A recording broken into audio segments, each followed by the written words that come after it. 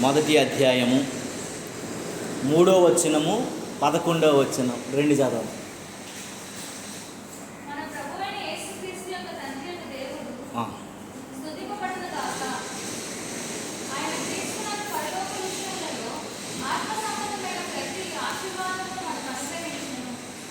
మన ప్రభువైన యేసు క్రీస్తు యొక్క తండ్రి యొక్క దేవుడు స్తుతించబడునుగాక.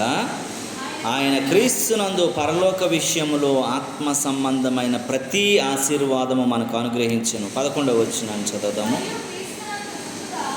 మరియు క్రీస్తునందు ముందుగా నిరీక్షించిన మనము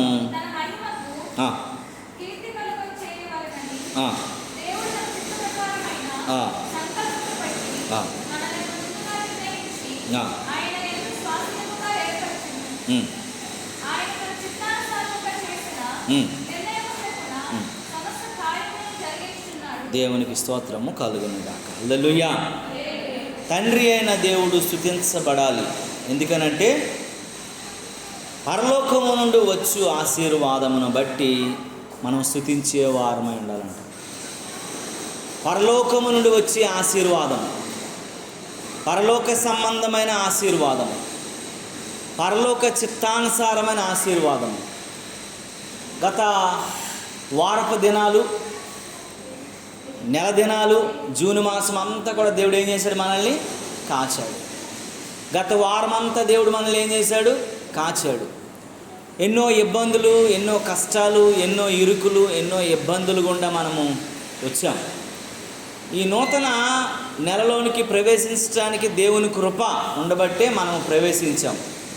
చాలామందికి ఆధిక్యత లేదు, కానీ దేవుడు మన పక్షాన ఉంచాడు కనుకనే బలము, ఆయుష్కాలము, ఆరోగ్యము అన్నీ దేవుడు సమకూర్చాడని మనం విశ్వసించాలి. దేవుని నామానికి మహిమ కలుగునుగాక. అందరూ మరి బతుకుతున్నారు కదండి, అందరూ తింటున్నారు కదండి, అందరూ అనుభవిస్తున్నారు కదండి అనుకుంటే అందరికీ ఉన్నది మనకు, అందరికీ లేనిది మనకు ఉన్నది ఏంటంటే నిరీక్షణ. అందుకే బైబిల్ ఏమంటుందంటే నిరీక్షణ లేని ఇతరుల వరే మీరు దుఃఖముఖులై ఉండొద్దు అని అంటుంది. వాళ్ళకి ఏం లేదటండి, నిరీక్షణ లేదు. మనం ఒక పాట పాడతాం కదా, నీ నిరీక్షణ నన్ను సిగ్గుపరచదు అని పాడతాం. యేసన్ గారు రాశారు, ఈ నిరీక్షణ నన్ను సిగ్గుపరచదు. ఎందుకంటే దేవుడు ఒక నిరీక్షణ మనకు అనుగ్రహించాడు. మనం ఏ పరిస్థితులు ఉన్నా దేవుడు మన చెయ్యి విడువడని, ఏ పరిస్థితిలో ఉన్నా దేవుడు మనల్ని వదిలిపెట్టడని, ఏ పరిస్థితిలో ఉన్నా ఆయన చిత్తం నుంచి మనల్ని బయటికి రానివ్వడని, పగలు ఎండ దెబ్బ, రాత్రి వెన్నెల దెబ్బ తగులకుండా ఆ కోడి తన పిల్లలను తన రెక్కల క్రింద ఎలాగైతే కాస్తుందో అటు రీతిగా మనల్ని కాచి 2వ మంతలోనికి తీసుకొచ్చాడు. దేవుని నామానికి మహిమ కలుగునుగాక. అందుకే దేవుని వాక్యం ఇక్కడ చెబుతున్న మాట ఏంటంటే ప్రియులారా, దేవుడు అంటున్నాడు, ఆయన క్రీస్తునందు పరలోక విషయంలో ఆత్మ సంబంధమైన ప్రతి ఆశీర్వాదము మనకు అనుగ్రహించబడి. ఇహలోక సంబంధమైన ఆశీర్వాదాలు ఎవడైనా సంపాదించుకుంటాడు, అది ఈజీ. ఎందుకంటే మోసం చేసేవాడు ఉన్నాడు అనుకోండి, ఆడు ఈజీగా డబ్బులు సంపాదించుకుంటున్నాడు. మొన్నటి వరకు కొంతమందికి తిండి లేదు, వాళ్ళు మోసం మొదలుపెట్టారు, ఏదో రకమైనటువంటి మోసం, దళారు వ్యాపారం చేస్తూ ఉంటారు. మా మధ్యలో ఉండి చేసినటువంటిది ఎలా ఉంటుందని అంటే,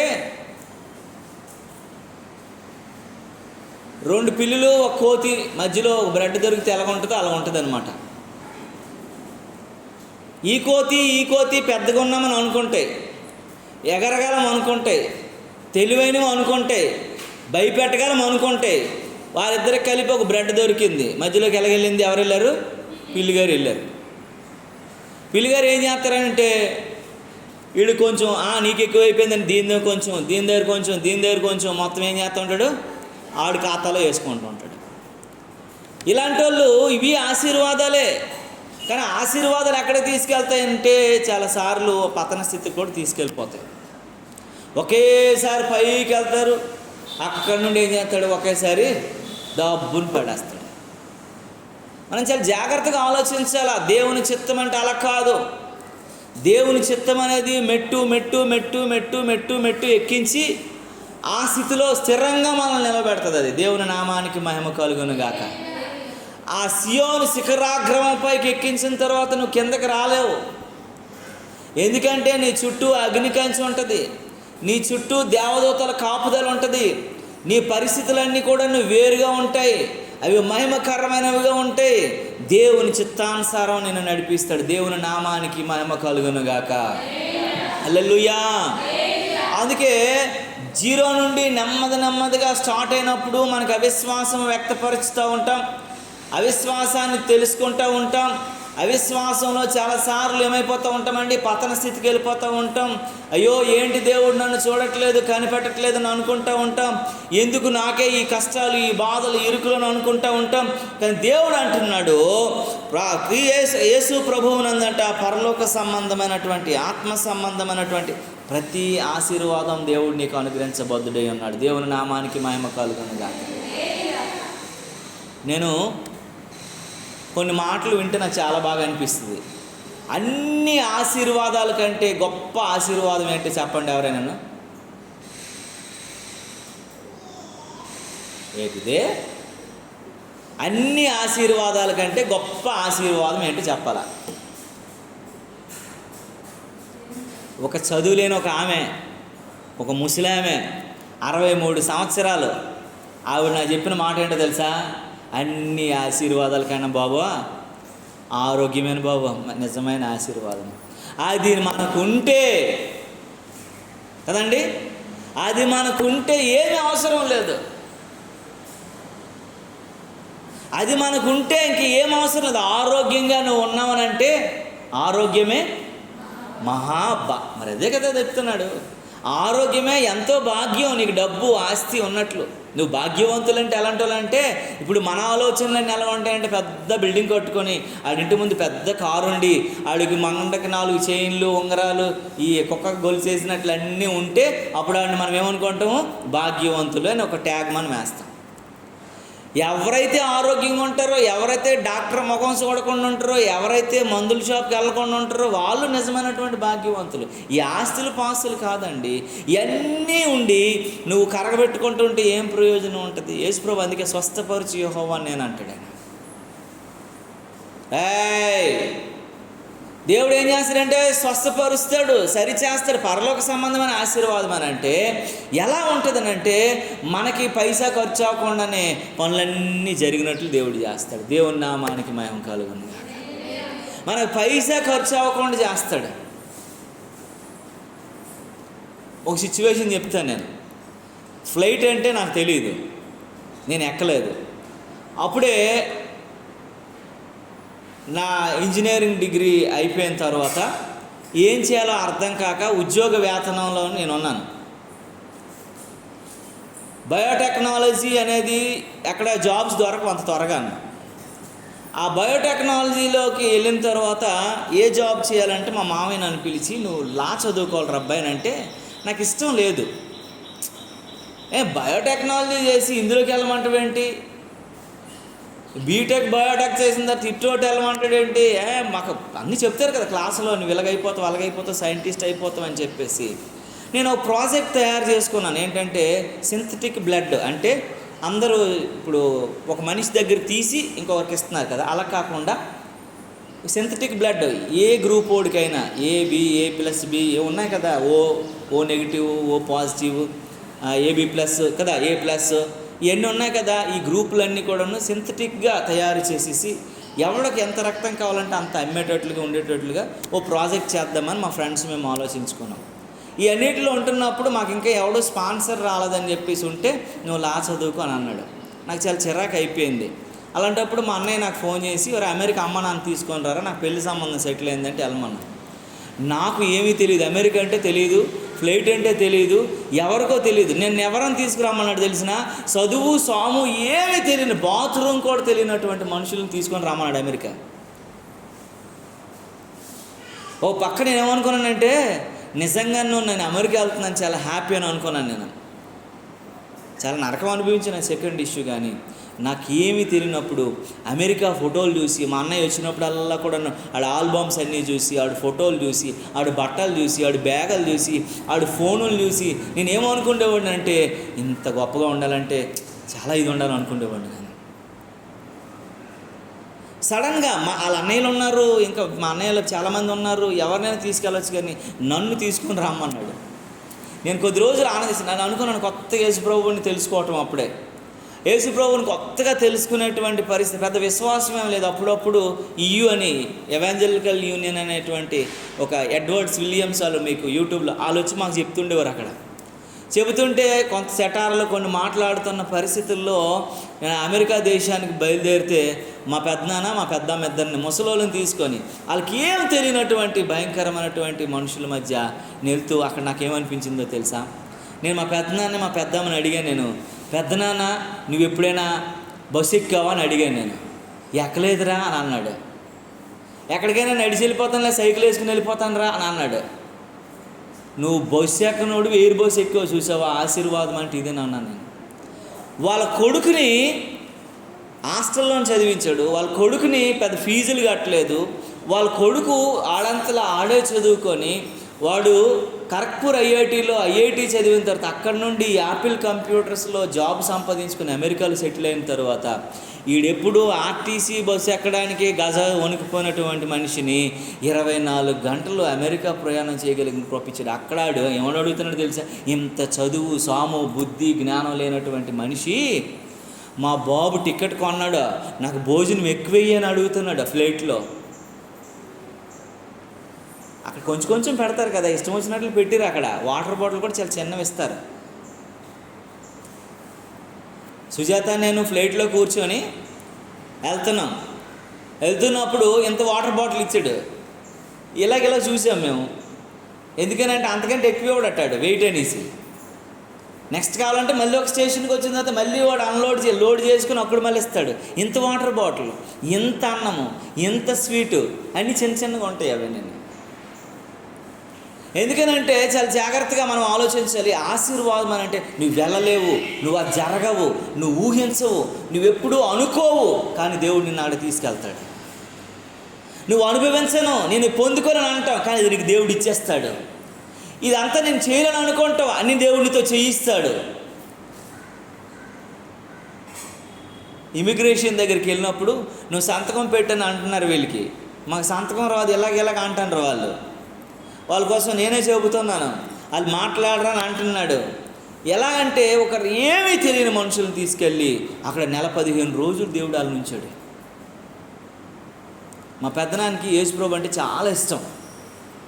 మా ఇంట్లో బైబిల్ చదవనివ్వరని చెప్పేసి ఆ బైబిల్ తీసుకొచ్చి ఆవుల సాలలోనమాట ఒక పెడకలో పెట్టేవాడు. అది అయిపోయిన తర్వాత ఆ బైబిల్ని పట్టుకొని ఒక గంట అలా ఉండి అక్కడ ఉండి ఆ ప్రార్థన చేసుకొని బుర్రమే చేయటి. మళ్ళీ చదవడం రాదు కదా మనిషికి, ఆ బైబిల్లో పెడకనెట్టేసేవాడు. అలాంటి మనిషిని దేవుడు ఎక్కడ తీసుకెళ్ళిపోయాడంటే, ఆయన ఒక రోజు అటు నుండి వచ్చేసిన తర్వాత చర్చిలో ఒక సాక్ష్యం చెప్పాడు, నేను విన్నాను. ఆ సాక్ష్యం విన్న తర్వాత నా గుండె జారిపోయింది.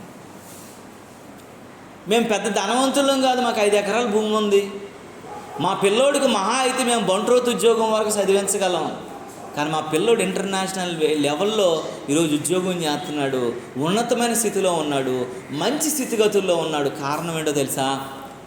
దేవుని కృప తప్ప వేరొకటి కాదు. నేను అనుకునేవాడిని, ప్రభువా మా పరిస్థితులు ఎలాగున్నాయి, మా స్థితిగతులు ఎలాగున్నాయి, మా అన్నదమ్ములందరికీ ఉద్యోగాలు ఉన్నాయి, నా ఒక్కడికే ఉద్యోగం లేదు, ఈ 5 ఎకరాల భూమితో నేను బ్రతుకుతున్నాను, నా పరిస్థితిని నా స్థితిని మార్చు ప్రభు అని నేను భయంకరమైనటువంటి ఏడ్చాను.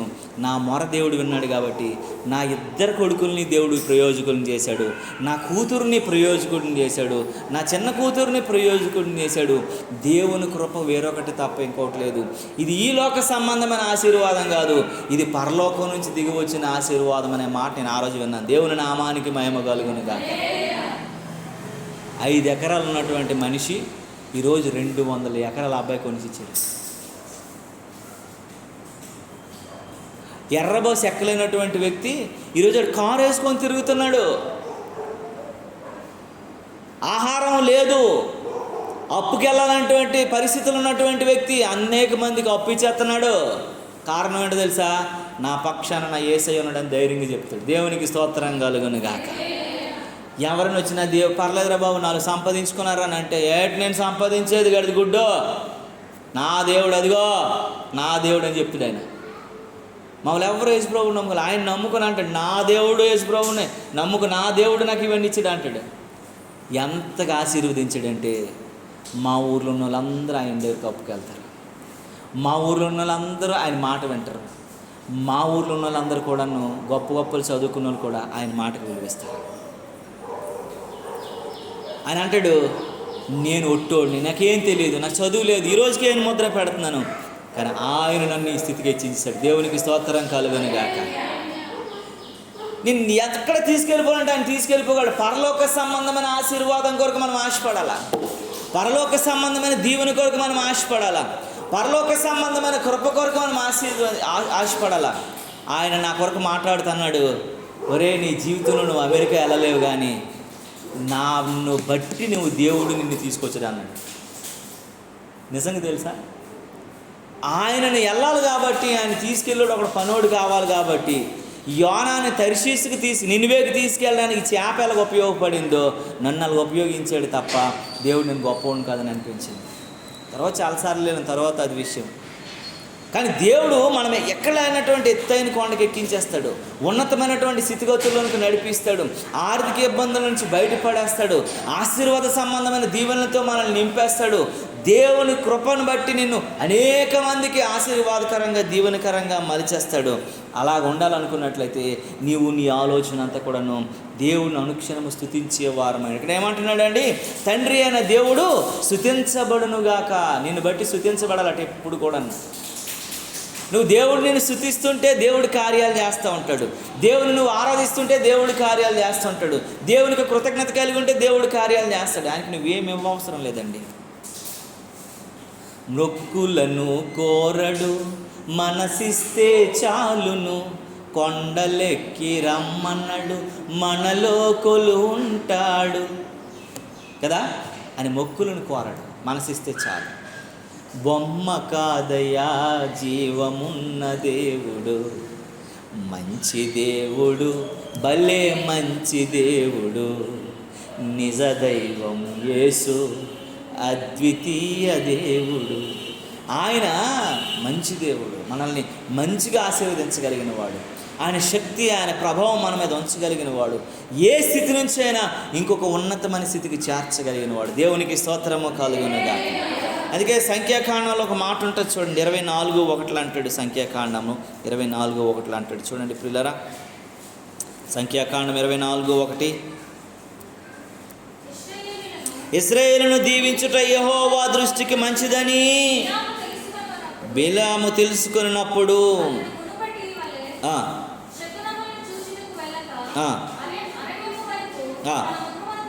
దేవునికి స్తోత్రము కలుగును గాక. అరే బిలాము వాళ్ళని రాంగ్ ట్రాక్లో నడిపించాలనుకున్నాడు, వారికి దీవెన రాకుండా చేయాలనుకున్నాడు, వారికి చెడు మార్గాల్లోకి నడిపించాలనుకున్నాడు, వారికి సాతాన సంబంధమైనటువంటి వారి దగ్గరకు నడిపించాలనుకున్నాడు, వారికి వ్యతిరేకుల వైపు నడిపించాలనుకున్నాడు, దేవునికి వ్యతిరేకులు చేయాలనుకున్నాడు. కానీ దేవుడు బిలాముకి ఒక్క కీ ఇవ్వగానే, గాడి కాలుతో తన్నెంచగానే బిలాము సెట్ అయిపోయాట.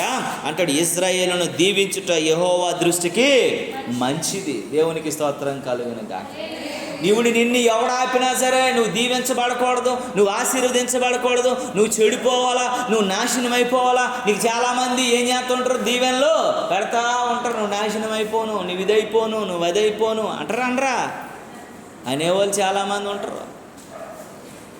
నీకు అది ఉండిపోను, ఇది పోను, అది పోను అంటావు చాలామంది. మొన్న ఒక ఆవిడ తిడుతుంది, ఒక ఊరిలో నేను, ఆ ఊర్లో అంటే నువ్వు వెళ్ళిన త్రోవను నువ్వు మళ్ళీ రాకుండా అయిపోయినని తిడుతుంది ఆవిడ. నాకు నవ్వు వచ్చేసింది. ఏమ్మా వేరే రూట్ ఉందని అడిగాను ఆవిడికి. ఆవిడకి నవ్వు అట్లా, మా ఊరికి ఉన్నది ఒకరే రోడ్ బాబా, వాళ్ళు వెళ్ళి రాకూడదు మళ్ళీ, ఆడు అలాంటోడు ఆవిడ అని అంటుంది. ఆమె తిట్టి చూసేవి ఎంత భయంకరంగా ఉందో. ఎల్లుని త్రోవనంట మళ్ళీ రాకుండా అయిపోవాలంటాడు. అంటే ఆడు ఎక్కడో పోవాలంతే. ఆమె దీవెన అంత గొప్ప దీవెన, ఆమె తిట్లు అంత భయంకరమైనవి. అలాంటి వాళ్ళ మధ్యలో కూడా మనం ఉన్నా సరే దేవుడు మనల్నట దీవిస్తాడు. అంటాడు, ఇశ్రాయేలును దీవించుట యెహోవా దృష్టికి మంచిది. దేవుని పిల్లలను దీవించుట దేవుని దృష్టికి మంచిది.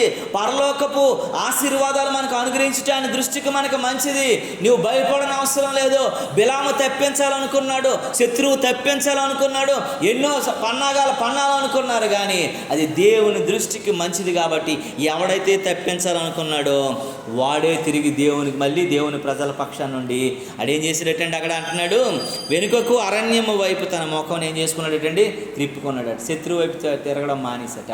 అరణ్యం, అమ్మ బాబు వీళ్ళని కలవకూడదు, దేవుని మాట, దేవుడు ప్రచండమైనటువంటి కృప, దేవుని యొక్క కాపుదల, యెహోవా ఖడ్గము నన్ను బలి చేయకముందే నేను దేవుని మాట వినాలని భయపడ్డాడంట. దేవునికి స్తోత్రం కలుగును గాక. మనకు వ్యతిరేకులు ఉండొచ్చు, మనకు ఆటంకపరిచేవారు ఉండొచ్చు, మనకి ఏది లేకుండా చేయాలనుకోవాలని వారు అనేక మంది ఉండొచ్చు. కానీ దేవుడు అంటున్నాడు కదా, ఇజ్రాయేలును దీవించడం యెహోవా దృష్టికి మంచిది, నిన్ను నీ కుటుంబము దీవించడం దేవుని దృష్టికి మంచిది, నీ జీవితాలను బాగు చేయడం దేవుని దృష్టికి మంచిది, నీ బ్రతుకుని కట్టడం దేవుని దృష్టికి మంచిది. కనుక ఎవడు ఆపిన అవన్నీ కూడా ఏమవ్వండి, ఆగనే ఆగవు. దేవునికి స్తోత్రం కలుగును. ఎవరు ఆపాలనుకున్నావు ఆగవు, ఎవరు ఆపాలన్నా ఆగు. దేవుడు చేస్తాడు మేలులండి. బిలాము ఆపాలనుకున్నాడు కానీ అవలే. ఎందుకంటే ఇజ్రాయేలును దీవించడం అనేది దేవుని దృష్టికి అది మంచిది. వాళ్ళు బాగుండాలి, వారు మంచిగా ఉండాలి, వారు నా ప్రజలు, నా బిడ్డలు, వారు నేను విడిచిపెట్టకూడదు అనేటువంటి ఆలోచనతో దేవుడు ఉన్నాడు. కాబట్టి దేవుని కృప వారి మీద విస్తారించాడు. దేవునికి స్తోత్రం కలుగును. కానాను పేరు చెబుతున్నప్పుడు నాకు ఎంత మంచిగా అనిపిస్తుంది అంటే, పాలు తేనెలు ప్రవహించే దేశం అని అన్నాడు కదా. పాలు తేనెలు, తేనె అనేది ఎవరైనా క్రియేట్ చేస్తారా అంటే, క్రియేషన్ ఇప్పుడు వచ్చేసింది. కానీ ఒరిజినల్ తేనె అంటే అది బెల్లం పాకం ఇప్పుడు వచ్చింది. కానీ ఒరిజినల్ తేనె అంటే ఎలా ఉంటుంది? అది అనేక పువ్వు పుష్పాల యొక్క మకరందాన్ని తేనెటీగలు స్వీకరించి దాన్ని ఒక దగ్గర ఏర్పాటు చేస్తే వచ్చేదే తేనె. అందుకే తేనె ప్రవహించే దేశం అట. అది ఒక ఔషధం. తేనెలో ఉన్న గొప్ప ఇదేంటో తెలుసా అండి, దేనికైనా ఎక్స్పైరీ డేట్ ఉంటుంది కానీ తేనెకి ఏముండదండి, ఎక్స్పైరీ డేట్ ఉండదు. తెలుసా మీకు? తేనెకి ఎక్స్పైరీ డేట్ లేదు, ఎన్ని సంవత్సరాలని ఉంటుంది అది. అంటే డాబర్ తేనె, ఈ లైన్ తేనె అవన్నీ డూప్లికేట్ కాబట్టి ఎక్స్పైరీ డేట్లు ఉంటాయి. ఒరిజినల్గా సుప్రసిద్ధమైనటువంటి పట్టు తేనె మాత్రం దానికి ఎక్స్పైరీ డేట్ లేదు. కనుక దేవుడు నిన్ను దీవించాలి, దేవుడు నిన్ను ఆశీర్వదించాలి. అందుకే కీర్తన 115లో అంటాడు కదా, 12వ వచనంలో ఒక మాట చెప్తాడు. ఏమని అంటాడు? మంచి మాట అండి. ఆ మాట ఒకసారి చదవండి ప్రియులారా. కీర్తన 115 కీర్తనలో 115 చూడండి ఒక్క మాట. యెహోవా మమ్ముని మరిచిపోలేదు, యెహోవా మమ్ముని ఆశీర్వదించెను. అహరోను వంశస్థులని యెహోవా మమ్మల్ని ఏం చేయలేదటండి, మరిచిపోలేదు. మనం అనుకుంటాం నాకు ఈ పావుల కష్టాలేంటో, ఈ బాధలేంటో, ఈ అప్పులేంటో, ఈ ఇరుకులేంటో, ఈ ఇబ్బందులేంటో, ఈ అనారోగ్యాలేంటో, నా పిల్లలేంటో, నా భర్త ఏంటో, నా భార్య ఏంటో, నా స్థితి ఏంటో, నా పరిస్థితి ఏంటో, నా ఇల్లు ఏంటో, నా వాకటేంటో అనేటువంటి చాలా బాధలో భయంకరమైన స్థితిగతుల్లో ఆలోచిస్తూ ఉంటాం. వచ్చిన జీతం సరిపోవట్లేదు, కావాలనుకునేది రావట్లేదు, కొనుక్కోవాలనేది జరగట్లేదు, ఏంటి పరిస్థితులని చాలాసార్లు మనం భయపడిపోతాం, బాధపడిపోతూ ఉంటాం, ఒక రకమైనటువంటి స్థితిలోకి వెళ్ళిపోతాం. దేవుని నామానికి మహిమ కలుగును గాక. కానీ దేవుని వాక్యం చెప్తుంది, దేవుడు అంటే నిన్ను ఫస్ట్ మాటలు ఏం చదువుకున్నామండి, ఆయనని దీవించడానికి నిన్ను మర్చిపోయారు మీరు. ఇజ్రాయేలును దీవించుట యెహోవా దృష్టికి మంచిది, మంచిది, మంచిది. ఇక్కడేమని చెప్తున్నాడండి, యెహోవా మనల్ని ఏం చేయలేదటండి, మరిచిపోలేదు. నువ్వు అనుకుంటున్నావు ఆయన మరిచిపోయాడని, నువ్వు అనుకుంటున్నావు బాధపడిపోతున్నాడు, నువ్వు అనుకుంటున్నావు వదిలేశాడని, నువ్వు అనుకుంటున్నావు పట్టించుకోలేదని, నీ బాధలు నీ కష్టాలని వినట్లేదని, నీ ప్రార్థనలు ఆయన ఆలకించట్లేదని, నీ మొరలన్నీ ఆయన వినట్లేదని నేను మనం అనుకుంటే సరిపోదో. దేవుడు మనల్ని ఏం చేయలేదటండి, మరిచిపోలేదు. ఆయన మమ్మల్ని ఆశీర్వదించాను. దేవుడు తప్పకుండా దీవిస్తాడు. ఒకరోజు నువ్వు సాక్ష్యం చెప్పే దినం వస్తుంది. ఒకరోజు ఆయన ఘనతను, ఆయన కృపను, ఆయన గొప్పతనాన్ని పొగిడే రోజు ఒకరోజు వస్తుంది. ఆయన నామమును సాక్ష్యం చెప్పగలిగిన రోజు ఒకరోజు వస్తుంది. ఆ దినం కొరకు మనం వెయిట్ చేసే వారంగా ఉండాలంటే దేవుని నామానికి మహిమ కలుగును గాక. అందును బట్టి దేవుని మనం స్తుతించే వారమై ఉండాలి. పరలోకపు ఆశీర్వాదం ఇవ్వటమే కాదు, ఇజ్రాయేలుని దీవించాలనేటువంటి ఉద్దేశం దేవునికి ఉంది. ఆయన ఎప్పుడు మనల్ని మరిచిపోడు, మనమే మరిచిపోతూ ఉంటాం. ఆయనకి చిన్న కష్టం వస్తేనే దేవుడు మనకు గుర్తు ఉంటాడు.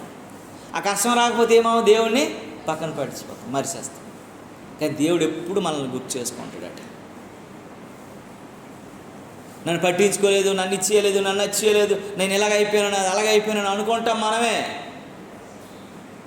మన పరిస్థితి, మన జీవన విధానం ఇది అని మనం అనుకుంటాం మనమే. కానీ దేవుడు మనల్ని మర్చిపోడట. రాహేలు రెండో కుమారుడు. ఫస్ట్ కుమారుడు ఎవరు రాహేలుకి? ఫస్ట్ కుమారుడు ఎవరమ్మా? యోసేపు. రెండో కుమారుడు ఎవరు? బెన్యామీను. ఆమె పురుటి నొప్పులతో, ప్రసవ వేదనతో, సావు బ్రతుకుల మధ్యలో ఆ సెకండ్ కుమారుడిని ఏం చేస్తుంది? కాన్పునిచ్చింది. ఆదికాండం 35 అధ్యాయం చేస్తే మీకు దొరుకుతుంది. ఆమె ఏం చేసిందంటే అక్కడికి వచ్చేసరికి ఆ బెన్యామీనుని కనీసిన తర్వాత ఆమె ఏమైపోయిందంటే చచ్చిపోతూ ఆమె ఒక మాట చెప్పింది. అయ్యా ప్రభువా, నీ దృష్టికి నేను కొంచెం తప్పే చేశాను, నువ్వు వద్దన్నది నేను చేశాను, నేను నీకు వ్యతిరేకంగా బ్రతికాను, అయినా నీ పాదాలు పట్టుకుని ఒక విషయం అడుగుతున్నాను. ప్రభువా, నేను తల్లి లేనటువంటి నా బిడ్డ నేను మరణం చెందుతుండగా, నా భర్త అనేక రకాలైనటువంటి పరిస్థితుల మధ్య వెళ్తుండగా నా బిడ్డకి నీ కనికరం చూపించు ప్రభువా అని తన ప్రాణం విడిచింది. బెన్యామీను పెరిగాడు, పెద్దోడయ్యాడు, ఉన్నతమైన స్థితికి వెళ్ళాడు. ఎవడు పట్టించుకోవట్లేనటువంటి స్థితి వచ్చేసరికి దేవుడు ఆ రోజు జ్ఞాపకం చేసుకున్నాడు. వాళ్ళ అమ్మ చేసినటువంటి ప్రార్థన ఎప్పుడు చేసిందటంటే వాళ్ళ అమ్మ మరణపాశికం మీద చేసింది. ఆ మాట చదివితే బాగుంటుంది, ఒకసారి చదవగలరా? చూడండి 35:18 కానీ 18లో ఉంటుంది అనుకుంటా. చూడండి ఒకసారి ఆ మాట. ఆదికాండం త్వరగా. అది మన సబ్జెక్ట్ కాదు, కానీ ఒకసారి తెలిస్తే మంచిది కదా. ఆమె మృతి పొందెను, అమ్మ ప్రాణము పోవుచుండగా బెనోని అనెను. దేవునికి స్తోత్రము కలుగునుగాక. ప్రాణము పోవుచుండగా బెనోని అని పేరు పెట్టి చచ్చిపోయింది. ఏడ్చింది, అంగలార్చింది. నా కుమారుడికి నేను పాలు ఇవ్వలేని పరిస్థితి అయిపోయింది. నా కుమారుడికి నేను పట్టుపాలతో పెంచగలిగినటువంటి ఎవరు చూస్తారో ఆ తల్లి ప్రేమ, ఆదరణ అందరికి దొరకదండి. అది అందరికీ దొరకదు. అది కొంతమందికి మాత్రమే దొరుకుతుంది. అల్లారు ముద్దుగా పెంచగలిగినటువంటి పరిస్థితులు అందరికీ రావు. ఏమైపోతాడని బెనాని అని పేరు పెట్టి ప్రాణం విడిచేసింది. ఆ తండ్రి వచ్చేయో తండ్రిని తల్లిని కోల్పోయావురా, నీ పరిస్థితి ఏంటి, నీ జీవన విధానం ఏంటి, నీ యొక్క జీవితం ఏంట్రా, నువ్వు ఇలాంటి స్థితిగతులకు వచ్చేసావేంట్రా బాబు అని ఆ తండ్రి బెన్యామీను అనేటువంటి పేరు పెట్టాడు. ప్రార్థన చేసాడు ఆ రోజు. ప్రభువా, నా బిడ్డను మీరు జ్ఞాపకం చేసుకోండి, నా కుమారుని విడిచిపెట్టొద్దు ప్రభువా, నా కుమారుని జ్ఞాపకం చేసుకో ప్రభువా అని అన్నప్పుడు దేవుడు ఒక బెన్యామీను గోత్రంగా, ఒక దేశంగా, ఒక ప్రజగా, ఒక జనాంగంగా మార్చేశాడు. దేవుని నామానికి మహిమ కలుగునుగాక. ఎవడు లేని ఆధారం లేనటువంటి వాడు, ఎవడు లేనటువంటి స్థితిగతులు లేనివాడు, ఎవరు పట్టించుకోలేనటువంటి వాడు, పురిటి నొప్పుల మధ్యనే తల్లిని కోల్పోయినటువంటి వాడు, తల్లి పాలు రుచి తెలియనటువంటి వాడు, తల్లి ఆదరణలో లేని బ్రతకలేనటువంటి వాడిని తీసుకొచ్చి ఒక గోత్రంగా మార్చి. నువ్వు అనుకోవచ్చు, నాకు ఏ ఆధారం లేదు, ఎవడు లేడు, నేను ఎలా బతుకుతాను, నా పరిస్థితి ఏంటి, నా స్థితి ఏంటి, మా ఫ్యామిలీది, మేము దూరంగా వచ్చాం, మేము దగ్గరగా ఉన్నాం, మా చుట్టాలు ఎక్కడ ఉన్నారు, అక్కడ ఉన్నారు, మా ఇది ఉంది, మనం ఏదో రకంగా ఒక్కరమైన అనుకోవచ్చు. దేవుని కృపకు నువ్వు దగ్గరగా వెళ్ళిపోతే, దేవుని కాపుదలకు నువ్వు దగ్గరగా వెళ్ళిపోతే, దేవునికి కృతజ్ఞతాస్తుతులు చెల్లిస్తూ ఉంటే దేవుడు ఏం చేస్తాడు? నువ్వు ఏ పరిస్థితుల్లో నిన్ను జ్ఞాపకం చేసుకుంటాడు. బెన్యామీనుని దీవించినట్లుగా అంతగా దీవిస్తాడు. దేవునికి స్తోత్రం కలుగును. యోసేపుని ఒక గోత్రంలో లేడు. యోసేపు గోత్రం ఉందా? లేదు. కానీ బెన్యామీను ఒక గోత్రం ఉందా లేదా? ఉంది. యోసేపుని తప్పించేశాడు, యోసేపుని ఐగుప్తుకు పంపించేశాడు దేవుడు. బెన్యామీను వీళ్ళ ప్రజల మధ్యలో నిలవబెట్టాడు. ఎవరి ద్వారా వెళ్ళిపోయాడు యోసేపు? ఈ అన్నదమ్ములే కదా. ఎవరి వల్ల వెళ్ళిపోయారు? ఈ అన్నదమ్ములు అమ్మేశారు కదా. ఎవరు అమ్మేశారు? వీళ్ళ వల్లనే కదా ఆయన హతమార్చబడ్డ పరిస్థితిలోకి వెళ్ళిపోయాడు. కానీ తన తమ్ముడైనటువంటి బెన్యామీను మాత్రం మళ్ళీ దేవుడు నిలవబెట్టుకున్నాడు. దేవుని నామానికి మహిమ కలుగును. నీ చిన్న ప్రార్థన దేవుని సముఖంలోకి చేరదు అనుకోవడానికి లేదు. నువ్వేం చేసినా సరే దేవుడు చేస్తాడు. కమలా ఇల్లు జరగట్లేదని మేము రోజు ప్రార్థన చేసేవాళ్ళం. దేవుడు కమలాన్ని ప్రేమించి, దేవుడు ఆశీర్వదించి, దేవుడు దీవించి, ఎంత డబ్బు కావాలంటే ఎక్కడి నుండి వస్తుంది అన్నటువంటి కమలా కూడా అప్పుడప్పుడు విశ్వాసం, మరి అవిశ్వాసం అప్పుడప్పుడు వస్తూ ఉంటుంది. రాదమ్మా చెల్లి అని, ఎంత డబ్బులు కావాలి ఎలాగవుతుంది, అవుతుందని అని చెప్పేసి వదిలేసింది. దేవుడు మార్గాలు తెరవటంలో ఆయనకంటే నైపుణ్యత కలిగినోడు ఎవడు లేడు. ఆయన మార్గం తెరిచాడు. మన సండే వచ్చేసి నాకు చెప్తుంది, అన్యా లోను ఏర్పాటు చేసాడు అన్నయ్య దేవుడు, అన్నయ్య కట్టడానికి కావాల్సిన మార్గాలను తెరిచాడు అన్నయ్య, అన్నయ్య మాకు నివాసం కావడానికి అన్ని అర్హతలన్నీ అనుగ్రహించాడు అన్నయ్య. ఫస్ట్ అనింది అన్నయ్య కరెంటు వైర్లు ఉన్నాయి అనేది అవ్వదనింది. మళ్ళీ బ్యాంక్ కూడా మీకు ఎప్పుడు లోన్, అన్ని బ్యాంకులో లోన్ ఇవ్వమనేసారంట. మళ్ళీ ఆ బ్యాంక్ కూడా ఏం చేసాడు, ఫోన్ చేసాడు. కొన్నిసార్లు నిజమండి, నేను ఎక్స్పీరియన్స్ మీకు చెప్పాను నేను ఒకసారి. నాకైతే బ్యాంక్ కూడా మెయిల్ పెట్టేశాడు నాకు కదా, మెయిల్ పెట్టాడు కదా లోన్ ఇవ్వమండి అని చెప్పేసి. అనుకున్నాను నేను, ఏం చేశారా బాబు అని అనిపించింది నాకు.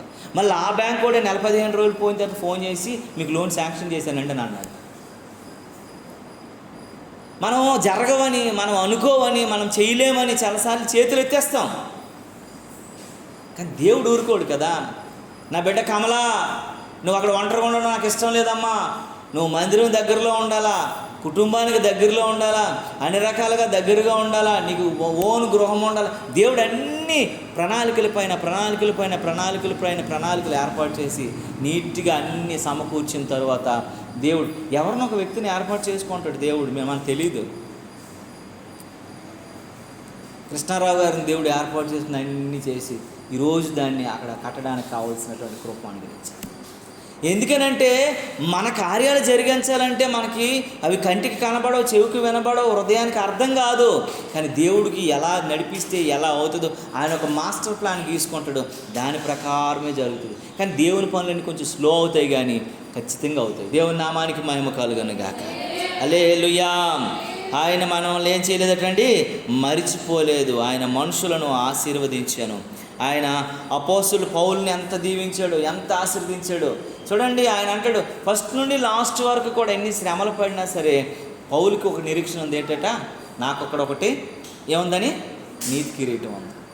మనం దేవుడు నాకు ఇస్తాడనే నమ్మకాన్ని నువ్వు ఎప్పుడైతే విశ్వాసాన్ని వ్యక్తపరుస్తావో దేవుడు ఏం చేస్తాడంటే, ఇంత విశ్వాసం ఉన్నవాడిని నేను అవిశ్వాసంలోకి నెట్టకూడదని పరలోకం నుండి ఆ బహుమానాన్ని మన పైకి ఏం చేస్తాడు, విసిరిపడేస్తాడు. మనము అసలు ఆ విశ్వాసం పొందుకోలేకపోతున్నాం. యాకోబు అంటాడు కదా, మీరు అడుగునందునే పొందలేకపోవచ్చున్నారు అంటాడు. మీరు అడగనందునే పొందలేకపోవచ్చున్నారు. మనం అడిగితే దేవుడు ఇస్తాడు. అడుగుడి మీకు, ఎవరు చెప్పారు అది, దేవుడే చెప్పాడు కదా. మనం అడగనందునే పొందుకోలేకపోతున్నామని ఎవరు చెప్పారు, ఆయనే చెప్పాడు. నువ్వు అడుగు ప్రతిదీ, నువ్వు అడిగిన ప్రతి ఈవి నీకు అనుగ్రహించబడు, అడుగు ప్రతి వాడికి కూడా అనుగ్రహించబడు. నువ్వు అడగట్లేదు, దేవునికి స్తోత్రం కలుగును గాక. అడిగే వ్యక్తిగా ఉండాలని దేవుని వాక్యం చెప్తోంది, అడిగే వ్యక్తిగా ఉండాలని దేవుని మాటలు చెప్తూ ఉన్నాయి, అడిగే వ్యక్తిగా ఉండాలని దేవుడు కోరుకుంటూ ఉన్నాడు. దేవుని నామానికి మహిమ కలుగును గాక.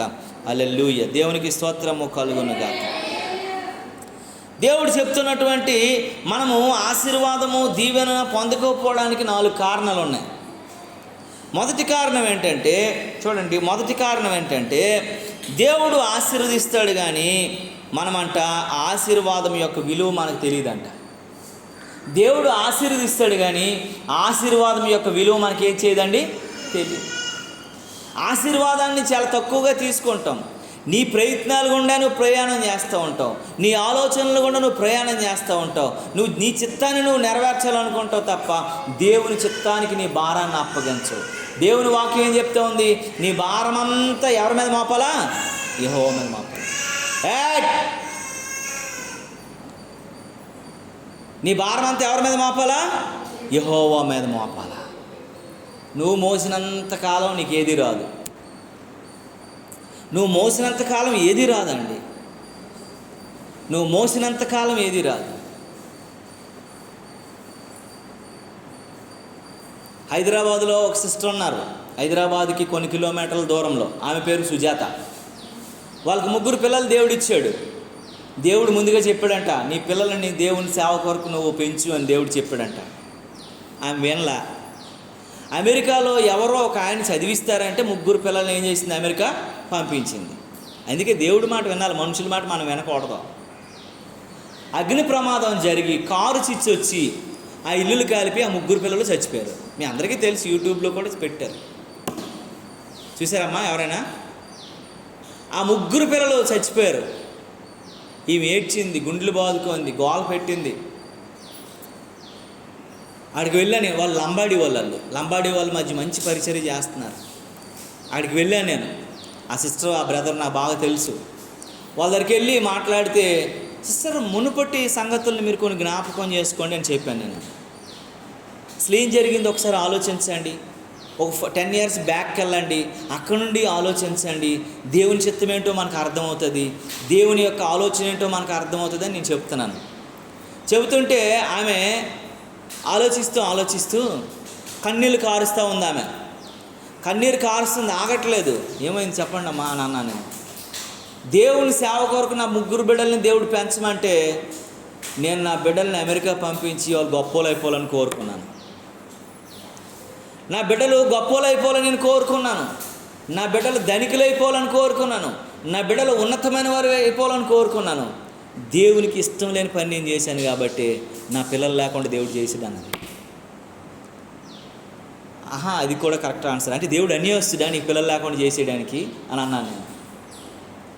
ఇంకేదో ఉందనండి. వాళ్ళంట ఆమె దేవుని సేవ కొరకు అభిషేకించిందంట.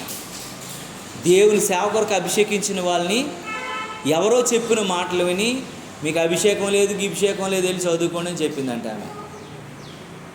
ఆ పిల్లలు అన్నారంట, మమ్మల్ని అభిషేకించావు, దేవుని సేవ కొరకు నువ్వు పెంచాలనుకున్నావు, మేము ఉపవాసాలు జాగరాలు చేసి దేవుని సేవ కొరకు, దేవుని ఆత్మ కొరకు మేము పెరిగాము, కానీ మమ్మల్ని ఇప్పుడు పంపిస్తున్నాం ఆమె, ఇది ఏదైనా మనకు మంచిది కాదని పిల్లలు చెప్పారంట. అప్పుడు నాకు చెప్పింది ఆమె,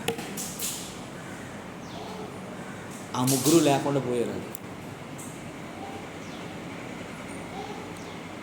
దేవుడు నిన్ను దీవించాలి, దేవుడు నిన్ను ఆశీర్వదించాలి, దేవుడు నిన్ను ఉన్నతమైన స్థితిలో ఉంచాలనుకుంటే నువ్వు దేవుని చిత్తానికి నువ్వు లోబడి పనులు చేస్తే దేవుడు ఉన్నతంగా వారిని పెంచుతాడు. నువ్వు దేవుని చిత్తానికి వ్యతిరేకంగా పెంచాలనుకుంటే దేవుడు ఇష్టపడ్డది.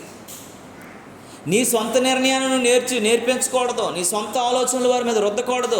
దేవుని చిత్తమే వారి మీద పరిపాలన చేయాలి. దేవునికి స్తోత్రం కలుగునుగా.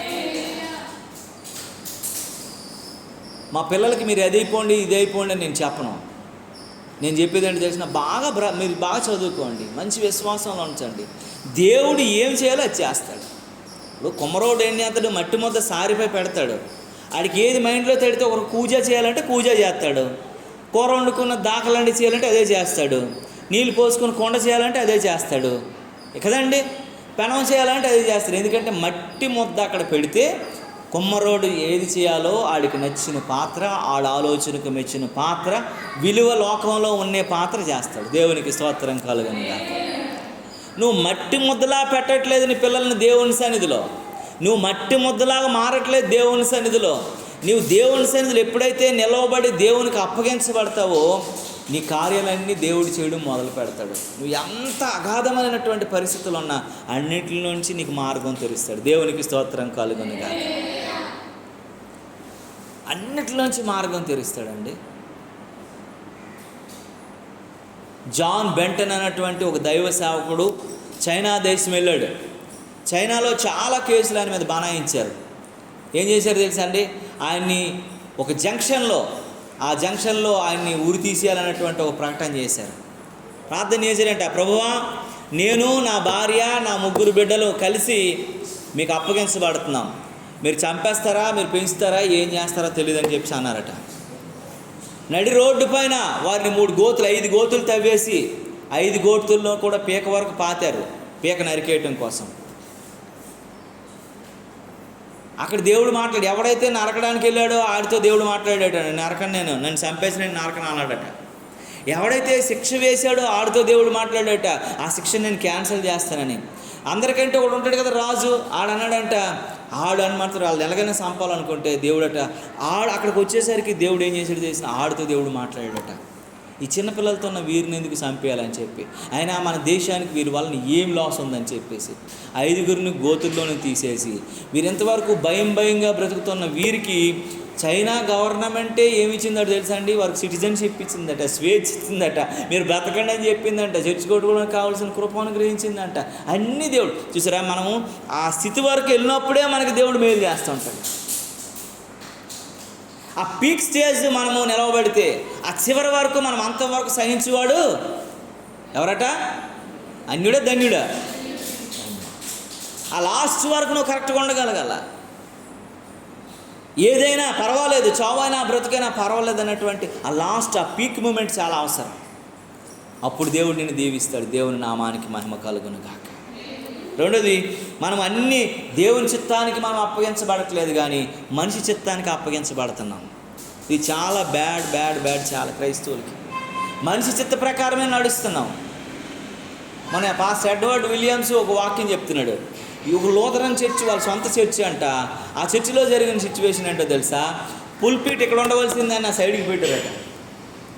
సిగ్గు మీరు మాట విన్నారో లేదో? విన్నావమ్మా? అది సిగ్గు ఉండాలి కదా. అది జరిగింది చర్చిలోన. వాళ్ళ సొంత అన్నయ్య అంటాడు సెక్రటరీ. వాళ్ళ అన్నయ్య చెప్తున్నాడట, అరే పండితుడు వచ్చి అక్కడ ఎట్టమన్నాడు ఇట్టమని చెప్పాడట. ఆయన ఏం చేయాలి అసలు? సిగ్గులు అక్కడ మా అన్న అని పాపం ఈయన చెప్తున్నాడు. ఈయనకి ఎంత పాపమో కడుపు కోత, గుండు కోత, బాధ అనిపించిందో తెలియదు. మా అన్న ఏం చెప్తున్నాడు తెలుసా, అరే వాడు చెప్పుడు చేసాము అని అంటున్నాడు. సిగ్గు ఉండాలి కదా. మనిషి చెప్తే చేయడం ఏంటి? దేవుని చిత్తానికి నువ్వు అప్పగించాలా. అది మేలైనా కీడైనా, మంచి అయినా చెడైనా, ఏదైనా పర్వాలేదు. రాశి ఫలాలన్నీ బాగుంటాయి, ఇది అయిపోద్దనంటే అన్ని చూసినోడు బతికేందుకు అలాగుంటుంది. నువ్వు ఇచ్చిన 10కి 5కి చిలక జ్యోతిష్మోడు చెప్పిన మాటలన్నీ అంటావా? అన్నీ బాగుంటాయి. ఆడెందుకు అడుక్కొని తిరుగుతాడు 10కి 5కి? ఆడి జాతకమే మార్చేసుకుంటాడు కదా, ఆడు బ్రతికే మార్చేసుకుంటుంది కదా. అన్నీ మార్చగలిగిన వాడు ఆయన. దేవునికి స్తోత్రం కలుగునుగాక. హల్లెలూయా, హల్లెలూయా. ఆయన మార్చగలిగిన వాడు తప్ప వీళ్ళెవరు కాదు. మనం అందుకే వీళ్ళ మీద వాళ్ళ మీద మనసు పెట్టుకోకూడదు. ఆయన మీద మన మనసు, ఆయన మీద మన ఆలోచన, ఆయన మీద మన తృష్ణ, ఆయన మీద మన దుఃఖం, ఆయన మీద అన్నీ ఉండాలా. ఎప్పుడైతే నువ్వు అప్పగించబడతావో ఆయన చేతికి ఉన్నతంగా మార్చేస్తాడు. దేవుని నామానికి మహిమ కలుగునుగాక. నాకు అబ్రహాం అంటే అందుకే ఎంత ఇష్టం అండి. ఎందుకంటే దేవుడు మమ్మారు ఇక్కడికి వచ్చాడు, చిన్న ఇల్లు కట్టుకున్నాడు, గుడారం వేసుకున్నాడు, అన్నీ సెట్ చేసుకోండి సార్, నువ్వు ఎక్కడ వద్దా ఆడికి వెళ్ళి అన్నాడు. చూసారా, మనం ఏమనిపిస్తుందండి? సెట్ అయ్యేసరికి వెళ్ళిపోమంటే కొంచెం పిచ్చి ఉందా ఏటా అని అనిపిస్తుంది కదా. అన్నీ వదిలేసి మళ్ళీ తీసుకుని వెళ్ళి అక్కడ గుడారం వేసుకున్నాడు. అన్నీ సెట్ అయ్యి అన్నీ బాగున్నాడు అనేసరికి బేతేలు నుంచి ఎక్కడికి వెళ్ళమన్నాడు, మళ్ళీ హెబ్రోన్కి వెళ్ళమన్నాడు. అక్కడ నుంచి ఎక్కడికి వెళ్ళమన్నాడు, సింధూర వృక్షం దగ్గరికి వెళ్ళని చెప్పాడు. 3 సార్లు ప్రయాణం చేసిన తర్వాత నువ్వు ఎక్కడ స్థిరపడని చెప్పాడు. అబ్రహాముని ఎంతగా దీవించాడు తెలుసా అండి? నీ సంతానం ఎలా ఉన్నాడు? ఇస్కర. అనేక తరాలకు నువ్వు తండ్రి అంత దీవించాడు. దేవుని మాట నువ్వు వింటే, దేవుని మాటకు లోబడితే, ఎక్కడో పడితే అక్కడ ఉండిపోతే కాదు, దేవుడు చెప్పిన పనల్లా చేస్తే అబ్రహాము కంటే నేను అత్యధికంగా దేవుడు దీవిస్తాడు. దేవునికి స్తోత్రం కలుగునుగాక. లోతు చూసేవా, దీవించబడలేదు, శపించబడ్డాడు, పాడైపోయాడు, పిల్లలు చెడిపోయారు, అన్ని రకాలుగా అలాగ అయిపోవడానికి కారణం భార్య ఉప్పు స్తంభం అయిపోయింది, అల్లుళ్ళు అక్కడే చచ్చిపోయారు. ఎందుకు ఇవన్నీ కారణాలు జరిగాయి?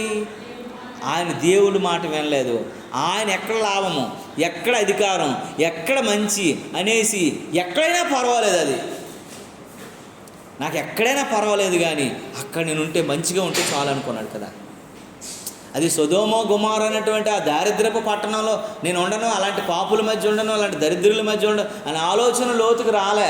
ఎక్కడుంటే ఏంటండి, మనకు ఆస్తి ఉంది, పదవి ఉంది, అధికారం ఉంది, డబ్బులు వస్తాయనే ఆలోచనతో ఉన్నాడు. అబ్రహాం అలా కాదు, ఎక్కడున్నా దేవుడు ఉండాలి. కొన్ని ఆటోల మీద గట్రా రాస్తారు, అంటే అందరూ అందులో నేను ఉండాలంట కదా. అందరూ బాగుండాలి, అందులో వీడు ఉండాలట. వీడి ఆలోచన, వీడు బాగుండాలని ముందు కోరుకుంటాడు. ఆడి ఉద్దేశం, అసలు ఉద్దేశం అది. అందరూ బాగుండాలట, అందులో ఈడు ఉండాలట. అంటే బాగున్నోళ్ళు కూడా నేను ఉండకూడదు. అరే దేవుని చిత్తం, నీ బాగుండాలంటే ఉంటాం, బాగోలేకపోతే లేకపోతే. ఈ మధ్య ఒక దైవజనుడి దగ్గరికి నేను వెళ్తే ఆయనకి చాలా బాగలేదు, షుగరు బీపీ అన్నీ ఎక్కువైపోయేవి. ఆయన ఎలాగైపోతున్నాడంటే వచ్చిన అందరూ, నువ్వెంత ప్రార్థనా పరుడు కదా, ఎల్లో వాళ్ళు నోరు మూసుకొని ఉండాలి కదా, ఇంత ప్రార్థనా పరుడు నీకు ఎందుకు వచ్చి అని అడిగారట అందరూ అన్నట్టు. ఆయన ప్రార్థనలు చేస్తే అద్భుతాలు జరుగుతాయి, ఆయన ప్రార్థనలు చేస్తే గొప్ప కార్యాలు జరుగుతాయి, ఆయన ప్రార్థన చేస్తే అన్నీ జరుగుతాయి. ఆయన ఎలాంటి తెలుసా అండి, నాకు తెలిసినట్టు నేను రిఫర్ చేశాను కొంతమందిని. ఎన్నో సంవత్సరాలుగా పిల్లలు లేని వాళ్ళ దగ్గరికి వెళ్ళి ఆయన ప్రార్థన చేస్తే కవల పిల్లలు పుట్టారు. అంత గొప్ప దైవజనుడు ఆయన. నేను చెప్తున్నాను, నాకు తెలిసినది. అలాంటి వాడికి బీపీ షుగర్ ఎక్కువైపోయింది, చాలా పేషెంట్ అయిపోయాడు, బలహీనం అయిపోయాడు, ఒక మూలన కూర్చొని ప్రార్థన చేసుకుంటున్నాడు. ఎలినోళ్ళు సరిగా ఉండాలి కదా, ఎంత ప్రార్థనా పరుడు కూడా నీ పరిస్థితి ఎలాగైపోయిందని అడిగారట. ఏ పాపం చేసావనేసి మనల్ని అడిగితే సరిపోయింది. భార్య అడిగిందంటే పిల్లలు అడిగారట. నాకు ఫోన్ చేసి, తమ్ముడా ఒకసారి నన్ను చూడడానికి రావచ్చు కదా తమ్ముడా అని అన్నాడు. వస్తానంటారు. వస్తున్నప్పుడు ఏదైనా మంచిగా పట్టుకొని రా తమ్ముడు తినడానికి అన్నాడు. సరే నన్ను వెళ్తా వస్తానన్నాడు. వెళ్ళాను నేను. అందరికి వెళ్ళి ఆయన దగ్గర కొన్ని గంటలు కూర్చొని నేను మాట్లాడాను. ఆయన చెప్పిన మాట్లాడి తెలుసా, తమ్ముడా బయటోడు ఏదనేసి నాకు బాధ లేదు, కానీ నా భార్య పిల్లలు నన్ను అనే మాటలకి నేను చచ్చిపోవాలనుకుంటున్నాను, ప్రభువు నన్ను తీసుకెళ్ళిపోలే. నేను క్రైస్తవుడిని, యేసుని అంగీకరించాను కాబట్టి ఆత్మహత్య చేసుకోలేకపోతున్నాను, కానీ 4-5 సంవత్సరాల క్రితమే ఆత్మహత్య చేసుకోవాలి తమ్ముడు నేను అని చెప్పాడు ఆయన. చూసారని అన్న, ఎంత బలహీనంగా మీరు మాట్లాడుతున్నారేటన్నా. మీ భక్తి ఏంటో, మీ జీవన విధానం ఏంటో, మీకు దేవునితో ఉన్నటువంటి సంబంధం ఏంటో, మీరు దేవునితో నడిచే నడకేంటో మీకు తెలిసినప్పుడు మీరు ఎందుకు భయపడాలా? బయటికి మీరు రండి. మీ బలహీనతలన్నిటిపైన విజయాన్ని దేవుడు ఇస్తాడు. నువ్వు శక్తిని మళ్ళీ పొందుకుంటావు. ఎంతో తప్పు చేసినటువంటి సంసోనికే దేవుడు శక్తిని ఇస్తే, ఏ తప్పు చేయను నీకెందుకని దేవుడు వదిలేతాడని నేను మంచి మాటలు చెప్పాను ఆయనకి. విశ్వాసులు ఇంటికి హౌస్ విజిటింగ్ చేయడానికి వెళ్ళాడంట. విశ్వాసులు చాలా టేక్ ఇట్ ఈజీగా చక్కగా మంచిగా ఆధ్యాత్మికంగా ఆయన స్వీకరించారట. చాలా దినాలకు మా దగ్గరికి వచ్చావయ్యా, ఒకప్పుడు నువ్వు వాక్యాలు చెప్పడానికి వెళ్ళిపోయాడు, మా దగ్గరికి రానివ్వకుండా పరిస్థితుల్లో ఉన్నావు, ఇప్పుడు మా ఇంట్లోకి వస్తున్నావు, చాలా సంతోషము అని చాలా ప్రేమతో ఆయన ఆహ్వానించేవాడట.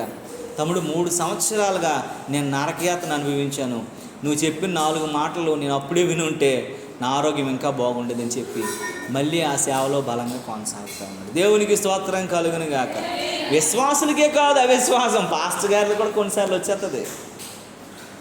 చిన్న చిన్న జబ్బులకే ఎక్కువ ఆలోచించేస్తూ ఉంటారు. డాక్టర్లు అందరి దగ్గర తిరిగేస్తూ ఉంటారు. ఏం లేదు, నువ్వు దేవునికి అప్పగించు నీ జీవితాన్ని. అది మరణకరమైనటువంటి రోగమైనా సరే దేవుడు ఏం చేస్తాడండి, ఈరోజు నువ్వు చచ్చిపోతావు అనుకున్నా సరే మళ్ళీ దేవుడు నీకు ఉన్నతమైన ఆయుష్ని ఇస్తాడు. ఈరోజు ఇంక అయిపోయింది. హిజ్కియా దగ్గరికి వెళ్ళాడు ప్రవక్త. హిజ్కియా అయిపోయింది నీ స్టోరీ, నువ్వు చచ్చిపోతావు, నీ జబ్బు అతీతమైనటువంటి జబ్బు, నీది భయంకరమైనటువంటి జబ్బు, నువ్వు చచ్చిపోతావు అని ప్రవక్త చెప్పాడు. హిజ్కియా మనలాగా అయ్యా చచ్చిపోతానా అయ్యో అని చెప్పి ఆడలే, గుండెలు బాదుకోలే, నా స్థితి అయిపోయింది, నా పరిస్థితి అయిపోయిందని అనుకోలే. వెంటనే దేవుని వైపు తిరిగి ఏం చేసాడటండి, ప్రార్థన చేసాడంట.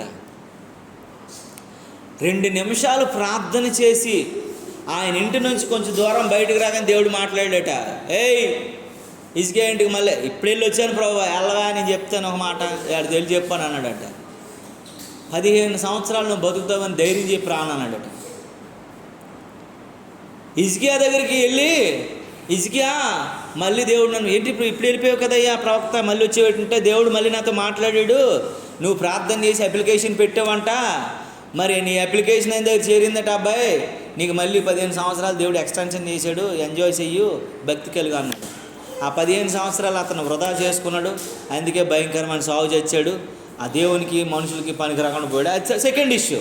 కానీ అడుగు వాటిని అన్నింటినీ దేవుడు అనుగ్రహిస్తాడు అనేది మాత్రం తప్పకుండా చేస్తాడు.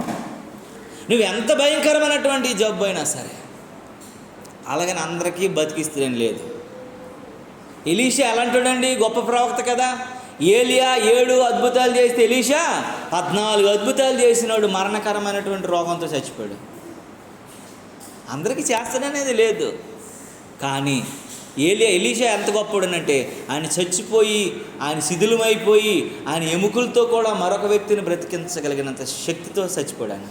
అది నువ్వు బ్రతికినను చనిపోయినను ప్రభువు వారమై ఉండాలనేటువంటి నినాదంతో నువ్వు ముందుకు కొనసాగితే దేవుని కృప దేవుడు అనుగ్రహిస్తాడు. దేవునికి స్తోత్రం కలుగును గాక.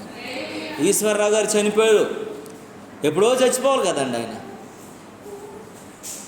ఆ ఉదూదు తుఫాన్లోనే చచ్చిపోవాలి. తర్వాత కరోనా వచ్చింది, కరోనాలో పాపం అక్కడ మిమ్స్ హాస్పిటల్లో జాయిన్ అయ్యారు. అక్కడ 10 రోజులు ఎంతో ఉన్నాడు, అక్కడ చచ్చిపోవాలా. షుగరు బీపీ పుష్కలంగా ఉంది ఆయనకి, స్టంట్ వేశారు, అక్కడే చచ్చిపోవాలి. తర్వాత బ్లాక్ ఫంగస్ అనే కన్ను పోయింది ఆయన, బ్లాక్ ఫంగస్ వచ్చేసి. కరోనాలో అందరికీ వచ్చింది కదా, బ్లాక్ ఫంగస్ వచ్చింది కదా, కన్ను పోయింది. ఎన్నో పోవాలా, ఎప్పుడే పోవాలా, కానీ దేవుడు అంచులంచులు నడిపించాడు. వారి పిల్లలు పెద్దలైనంత వరకు దేవుడే కాపుదలు కాశాడు. దేవుని చిత్తం అయిపోయింది కాబట్టి మళ్ళీ దేవుడు తీసుకొని పోయాడు. మనం దానిని బట్టి దుఃఖించవలసిన అవసరం లేదు. ఎందుకనంటే ఎవడో ఒకరు ముందు ఒకరు వెనక తప్పదు, కానీ అందరం ఇది శాశ్వతమైనది ఈ లోకం కాదు. మనం యాత్రికులమును ప్రయాణికులం. మన యాత్ర అయిపోయిన వెంటనే సూటుగా సరిదేయడమే అంతే. నేను ఇక్కడ శాశ్వతంగా ఉండిపోతున్నాను అనుకోవడానికి లేదు. ఓ పనికిరానుడట బతకడం కోసం సంవత్సరానికి నెలకు 16 కోట్లు ఎంత ఖర్చు పెడుతున్నాడట ఒకడు. ట్యాబ్లెట్లు, నిద్ర అన్నీ వేసుకొని బతుకుతున్నాడట పాపం. ఎందుకు, ఏం ముద్రిద్దాం మనిషి. నేను వాడిని చూసినప్పుడల్లా నాకు అనిపిస్తుంది, నువ్వు ఎవడికి రాని ఉపయోగం నీ వల్ల, నిన్ను కోట్లు ఖర్చు పెట్టిన నీ వల్ల ఎవడికి లాభము. నువ్వేదైనా మంచి పని చేస్తే బాగున్నావు. బిల్ గేట్స్ అనేటువంటి ఒక వ్యక్తి ఉన్నాడు, ప్రపంచంలో ధనవంతుల్లో ఒకడు. ఆయన 2026 తర్వాత 36 తర్వాత సంథింగ్, నాకు కరెక్ట్ డేట్ తెలియదు, ఆయన బిల్ గేట్ మొత్తం కూడా తన ఆస్తి అంతటిని బిల్ గేట్ ఫౌండేషన్కి రాసేస్తాడంట. వ్యాపారం నాకు అవసరం లేదు, డబ్బు నాకు అవసరం లేదు, నాకున్నటువంటి 1000 కోట్లు 1,00,000 కోట్లు అంతటికి కూడా బిల్ గేట్స్ ఫౌండేషన్కి రాసేస్తాను, అదంతా పేదలకు పనిచేస్తాను అంటున్నాడు. అది నీ వల్ల ఎవరికైనా ఉపయోగం ఉండాలా. ఊరిగా జీవితాంతం నేనే బతికేస్తాను అనుకుంటే ఏమనుందా. ఎలా అయిపోయిందంటే సమాజం ఇప్పుడు మనుషులతో పని లేని పరిస్థితి వచ్చేసింది. రోబోట్లే అన్నీ. ఫ్యూచర్లో కూడా మగపిల్లలు ఆడపిల్లలు పెళ్లి చేసుకునేవి కూడా రోబోట్లే. వాటికి కూడా స్పర్శ, వాటికి కూడాను అన్ని రకాలైనటువంటి కవలికలు, అన్ని రకాలైనటువంటి ఆలోచనలు వచ్చేస్తూ ఉన్నాయి. నేను మొన్న ఎప్పుడో చూసాను ఒక రోబోట్. ఆమె కన్ను తుడుస్తుంటే ఆమె స్పందిస్తుంది, కన్నీరు తుడుస్తుంటే. ఆ సైంటిస్ట్ ఆ కన్ను తుడిచాడు, కన్నీరుని, అది స్పందిస్తుంది. అది అంటున్నా అయ్యి బాబోని అనుకున్నాను నేను. మనం ఎక్కడికి వెళ్ళిపోతున్నాం అర్థం కావట్లేదు. దేవునికి వ్యతిరేకమైన పరిస్థితుల్లోకి వెళ్ళిపోతున్నాం. వాడు తలకాయలో చిప్పు అతికించుకుంటున్నాడు ఒకడు. వాడు మనోభావాలన్నీ కూడా దెబ్బతినకుండాట వాడు అక్కడికక్కడే అవి డిలీట్ చేసి వచ్చంట ఎవరైనా ఏదైనా అంటే. ఇదేంటిది, మనుషులు ఏమవుతున్నారు, దేవుడు సృష్టించిన సృష్టిని గలిబిలి చేసేస్తున్నారు కదండి. ఆడటిని ఎవరైనా ఇప్పుడు మా చెల్లి మీరు తిట్టారు అనుకోండి, మా చెల్లి బుర్రలో చిప్పు ఉందనుకోండి, డిలీట్ చేసి వచ్చట. ఉంచుకోవాలనుకుంటే స్టోర్లో ఉంచుకోవచ్చట. మళ్ళీ మీ జ్ఞాపకం చేసుకొని అది ఆన్ చేసుకొని మీది గొడవ చేయొచ్చు. చూసారా, అంటే ఇద్దరి మధ్యన గొడవలు ఇట్టేస్తుందట. అదేని ఇద్దరి మధ్యన లేకుండా చేస్తుందంట. ఈ ఎలాన్ మాస్క్ గాడు అన్నోడు ఒకడు వచ్చాడు, ఆడొకడు లేనిపోని అన్నీ ఇలాంటివి. నిన్ను దేవుని దగ్గరికి తీసుకెళ్ళినటువంటి స్థితిగతులన్నీ కూడా వేస్ట్. ఎప్పుడు దేవునితోనే మన కనెక్షన్, కానీ దేవునితో మనుషులతో పెట్టుకోకూడదు. మనుషులు నమ్ముట వ్యర్థము, రాజులు నమ్ముట వ్యర్థము. యెహోవాను ఆశ్రయించాలా, అప్పుడే ఆశీర్వాదం పొందుతాం. నీ ప్రాబ్లమ్స్ అన్నీ ఈ మంత్ ఫస్ట్ డే కదండి, ఫస్ట్ 7వ రోజు ఈరోజు కదా, ఒక వీక్ తినాను ఆల్రెడీ. ఈరోజు మీరు మీ ఇంటికి వెళ్ళిన తర్వాత ప్రార్థన చేసుకోండి. ప్రభువా, ఈ నెల నన్ను నా కుటుంబాన్ని నీ చేతుల్లో పెడుతున్నాను, నువ్వు నడిపించు ప్రభువా అని ప్రార్థన చేయండి.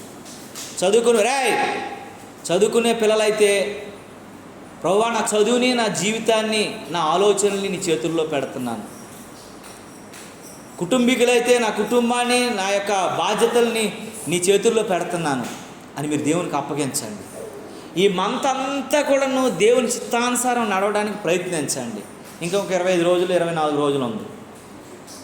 దేవుడు వచ్చే నెలలో మీరు ఇన్ని రోజుల జీవితానికి ఈ నెల బ్రతికే జీవితానికి చాలా తేడా ఉంటుంది. మన అవసరాలన్నీ తీరుస్తాడు దేవుడు. మనకు అర్థం కాదు. నీ ప్రయత్నాలు ఉండకుండా దేవుడే నడిపిస్తూ ఉంటాడు.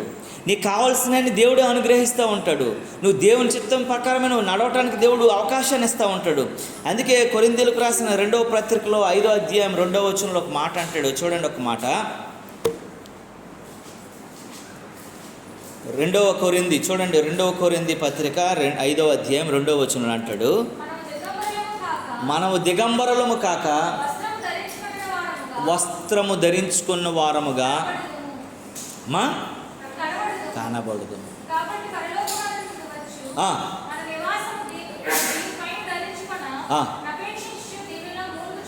దేవునికి స్తోత్రం కలుగును గాక. మనం దిగంబరులంగా కాక ధరించుకునే వారంగా ఉండాలంట. మనం ఏం చేస్తున్నామంటే బయటికి బట్టలు ఉన్నాయని అనుకుంటున్నాము, దేవుని ధరించుకోలేని వారంగా ఉన్నాము, దేవుని చిత్తం ధరించుకోలేని వారంగా ఉన్నాము, దేవుని కృపను ధరించుకోలేని వారంగా ఉన్నాము, దేవుని కాపుదలను నింపుదలను మనకి ధరించుకోలేని వారంగా ఉన్నాము, దేవుని యొక్క ప్రశస్తమైనటువంటి ఆలోచనలు ధరించుకోలేని వారంగా ఉన్నాము. కనుకనే దీవెనలు పెద్దగా లేవు అని మనం చెప్తా ఉన్నాం. దేవుని నామానికి మహిమ కలుగును గాక. హల్లెలూయా. దేవుని చిత్తానికి మనం లోబడాలా, దేవుని కృపకు మనం లోబడాలా. ఎప్పుడైతే దేవుని మాటకు మనం విలువిస్తామో మనం దిగంబరులము కాదు, అలంకరించబడిన వారమని గుర్తు చేసుకోవాలి. దేవుని నామానికి మహిమ కలుగును గాక. దేవుడు మనల్ని మరిచిపోలేదని ఎందుకు చెప్తున్నాడో తెలుసా అండి? దేవుడు మరిచిపోవట్లేదు, దేవుడు గుర్తు చేసుకుంటున్నాడు, దేవుడు మనల్ని దీవించాలని కోరుకుంటున్నాడు, దేవుడు మనల్ని ఆశీర్వదించాలని కోరుకుంటున్నాడు. కానీ దేవుని చిత్తానికి మనం అప్పగించబడలేని వారంగా ఉన్నాం. దేవునికి స్తోత్రము కలుగును గాక. నువ్వు దేవుని చిత్తానికి ఎప్పుడైతే అప్పగించబడతావో దేవుడు నిన్ను దీవించడానికి ఆయన సంసిద్ధుడై ఉన్నాడని దేవుని వాక్యం చెప్తాం. నువ్వు అప్పగించబడినంత కాలం నీ దీవెనే ఉండదు. ఎందుకనంటే ఇప్పుడు మన పిల్లలైతే కదండి మనం వారికి కావాల్సిన ఇస్తాము. నువ్వుగా మీ పిల్లలకు వాళ్ళకి నచ్చినట్లు వాళ్ళు బ్రతుకుతూ నువ్వు ఎందుకు ఇస్తావు? వాడు బతుకుతున్నాడు అనేస్తామా కాదండి? మన పిల్లోడు ఇప్పుడు మేము మనం ఒక పిల్లోడిని కన్నాము, వాడికి పెళ్లి చేసాము, వాడు మనతో ఉంటేనే మాతోటి అలా కనిపెట్టుకున్నాడని వాడు బాగోగులని చూస్తాము. వాడు కాపురం వెళ్ళిపోయిన తర్వాత వాడికి చూస్తామా? వాడు బతుకుతాడు, వాడు బాగానే సంపాదించుకుంటున్నాడు, బాగానే తెచ్చుకుంటున్నాడు, వాడు లైఫ్ స్టైల్ ఆడుకుంటున్నాడు. నాకు దేవుడు కూడా అంతే. నువ్వు దేవునితో నడిచినంతకాలం, దేవునితో ముడిపడినంతకాలం, దేవుని అడుగుజాడలో ఉన్నంతకాలం, దేవుని కృపలో నడిచినంతకాలం దేవుడు నీ ప్రతి అవసరమైన మహిమైశ్వర్యం తీరుస్తాడు. ఎప్పుడైతే నువ్వు దేవునితో వేరుబాటు అయ్యి లోకంతో కలిసిపోయి దేవుడు నిన్ను వదిలేస్తాడు. 100% అవునా కాదా? ఎప్పుడైతే నువ్వు వేరుబాటు అవుతావో అందులో వదిలేస్తాడు నీకు. మనం ఏదో చేసేసాము, ఏదో ఉద్ధరించాము అని అనుకుంటాం, కానీ అది దేవుని చిత్తం కాదని గమనించాలి, అది దేవుని ఆలోచన కాదని గమనించాలి. అందుకే దేవుని వాక్యం ఏమని చెప్తుందో తెలుసా అండి? మన స్వబుద్ధిని ఆధారం చేసుకోనక అని అంటాడు. మన స్వబుద్ధిని ఆధారం చేసుకోకూడదు. యాకోబు అంటాడు కదా, మన స్వబుద్ధిని మనం ఏం చేసుకోకూడదటండి? ఆధారం చేసుకోకూడదు. నీ సొంత బుద్ధిని నువ్వు ఆధారం చేసుకోకూడదని దేవుని వాక్యం చెప్తూ ఉంది. నీ సొంత బుద్ధిని ఆధారం చేసుకున్నంత కాలం కూడాను నువ్వేం సాధించలేవని దేవుని వాక్యం చెప్తోంది. నీ సొంత బుద్ధికి నువ్వు ఫుల్ స్టాప్ పెట్టే స్థితిగతుల్లోనికి నువ్వు రావాలి. అది నువ్వు పొందుకునే. చూడండి 4వ అధ్యాయం 3వ వచనంలో ఏమని అంటుంది చూడండి ఒకసారి ఆ మాట. యాకోబు 4:3 వచనం, మీరు అడిగినను భోగముల నిమిత్తమే అడుగుచున్నారు,